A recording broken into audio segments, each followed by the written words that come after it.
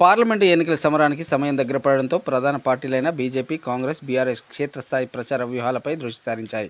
మంచిర్యాల జిల్లా తాండూరులోని బీజేపీ, కాంగ్రెస్ మధ్య గట్టి పోటీ నెలకొంది. ఇప్పటి వరకు ఆయా పార్టీల అభ్యర్థులు క్షేత్రస్థాయి సమావేశాలు, బహిరంగ సభలు, కూడలి సమావేశాల ద్వారా ప్రజల్లోకి వెళ్లి ప్రచారం నిర్వహించారు. ఇక ప్రచారానికి 3 రోజులు ఉండడంతో అభ్యర్థుల్లో ఉత్కంఠ నెలకొంది.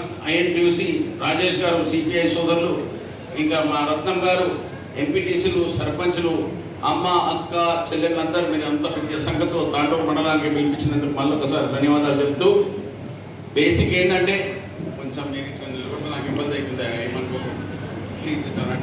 సారీ. నరేంద్ర మోదీ గారి ప్రభుత్వంలో ఈ ప్రాంతానికి ఎక్కువ నిధులు తీసుకొచ్చి ఎక్కువ అభివృద్ధి చేయడానికి కొరకు ఈరోజు నరేంద్ర మోదీ గారి ఆశీస్సులతోటి ఈరోజు ఎన్నికల బరిలో ఉన్న మా బీజేపీ అభ్యర్థి శ్రీ గోమాస శ్రీనివాస్ గారికి గట్టిగా సపోర్ట్లు గట్టి కొట్టాలి.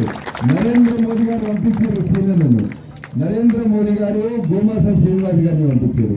అమ్మ నేను ఒక నిమిషం చెప్పి ఆపేస్తాను.